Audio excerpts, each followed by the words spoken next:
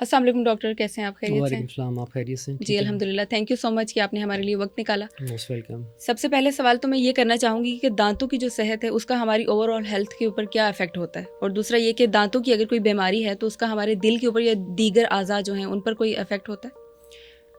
देखिए, दांतों की जो अहमियत है वो पूरे जिस्मानी सेहत के हवाले से वो बहुत इम्पोर्टेंट है। जी। और आप ये कहें कि जो माउथ है इट्स फ्रंट लाइन, ठीक है।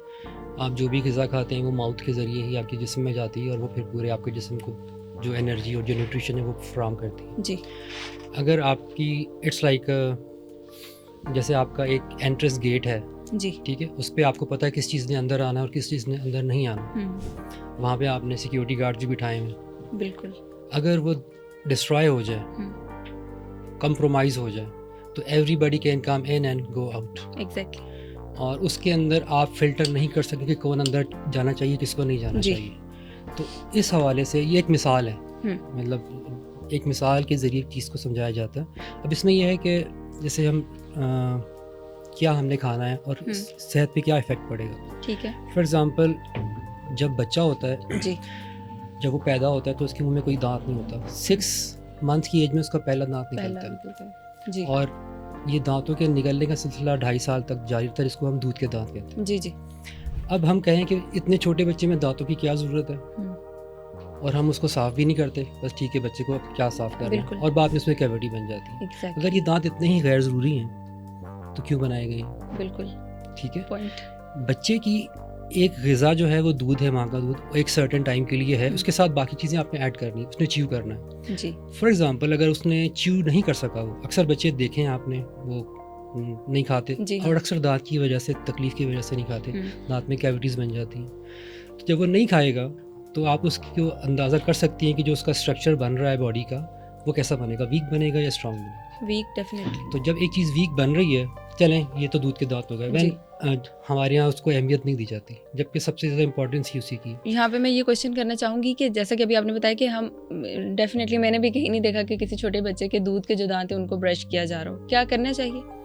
ब्रश करना चाहिए, लेकिन दांत है तो ब्रश करना चाहिए। अब ब्रश करने के डिफरेंट तरीके। फॉर एग्जांपल, आपने ब्रश का मतलब ये नहीं है कि ब्रश का मतलब है दांतों को साफ रखना किसी भी तरीके से, ब्रशिंग का या हाइजीन का।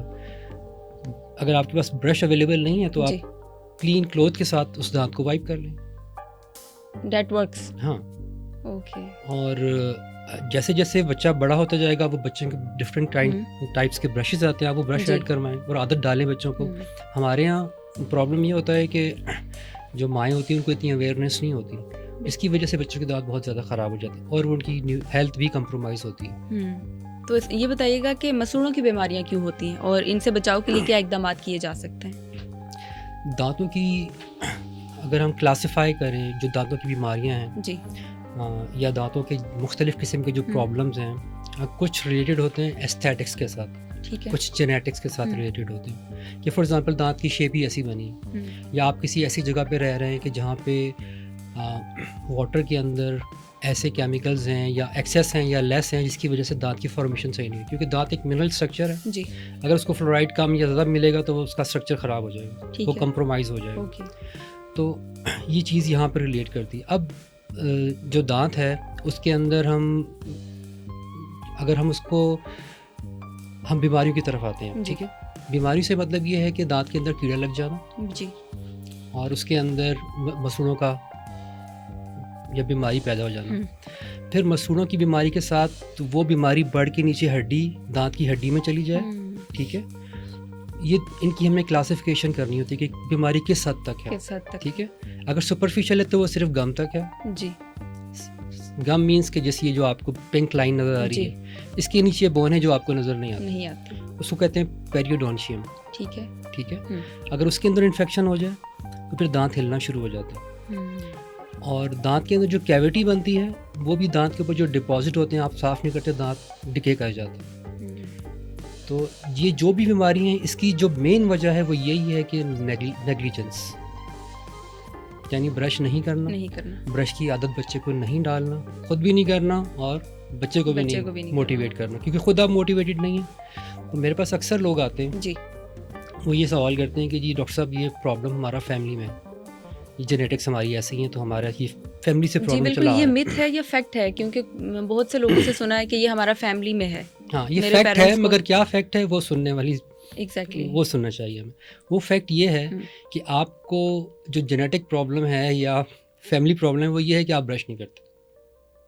ओके, मतलब ये नहीं है कि आप ब्रश भी कर रहे हैं और फिर भी आपके दांत अगर ख़राब हो रहे हैं तो ये जेनेटिक है। जी, लेकिन अगर आप दांत खुद ही साफ़ नहीं कर रहे, उनका ख्याल खुद नहीं रख रहे और फिर आप ये अपनी जीन्स को वो कर रहे हैं, वजह करार दे रहे हैं कि इसकी वजह से मेरे दांत ख़राब हो रहे हैं, तो ये गलत है। मुझसे एक पेशेंट ने पूछा कि ओके डॉक्टर साहब ये जो आप स्केलिंग करते हैं, दांत को जी साफ करते हैं, तो ये भी तो दांत को डैमेज करता है। मैंने कहा जी बिल्कुल करता है। एक्सेस कोई भी चीज़ करेंगे वो डैमेज करेगी, बिल्कुल मगर ये कितना दांतों को डैमेज करता है? ये 100 में से 5% दांतों को डैमेज करता है। ओके ठीक है, अब आपने चूज़ करना है। अगर आप स्केलिंग या ब्रशिंग नहीं करेंगे जी तो जो आपके दांत डैमेज होंगे वो 95% होंगे। बिल्कुल सो चॉइस क्या है आपके पास? 5%। 5% या 95%? Exactly. आप चाहते हैं आपके दांत Choice is 5% डैमेज हो या 95% डैमेज हो? तो that depends and that is all awareness. Exactly ठीक है, अब ब्रशिंग जो है यानी आपने हाइजीन मेजर्स आपको पता ही नहीं है। जी नॉर्मली हम ब्रश कहाँ पे करते हैं? जो दांत नज़र आती है। नजर आते हैं हमने कभी मुंह खोल के नहीं देखा कि हमें ब्रश कहाँ कहाँ करना चाहिए। बिल्कुल। बाकी जो दांत पीछे हैं वो भी हमारे सुतीले नहीं हैं और दांतों को क्लीन करने के लिए डिफरेंट तरीके हैं वो इस्तेमाल किए जाते जी हैं। तो ये बताएं कि कौन से ऐसे खाने हैं जिनसे दांतों की सेहत जो है वो बेहतर हो सकती है और कौन से ऐसे खाने हैं जिनसे ख़राब हो सकती है? देखिए, एक जनरल रूल है, जब भी हम कोई चीज़ खाते हैं अगर उसके अंदर शुगर कंटेंट जिसके अंदर भी होगा वो दांतों के अंदर उसकी टेंडेंसी हो जाएगी वो दांतों को डैमेज करे। ओके ठीक है, और जितने भी फाइब्रस फूड हैं जी जब आप च्यू करते हैं दांतों के साथ तो एक सेल्फ क्लिनजिंग का मैकेनिज्म होता है ठीक है कि दांतों का शेप ऐसा होता है कि जब आप सिर्फ खाते हैं तो आपके दांत साफ हो जाते हैं। ओके अक्सर आप नोटिस करें कि जिन पेशेंट्स को एक साइड पे तकलीफ होती है वो साइड पे नहीं खाते,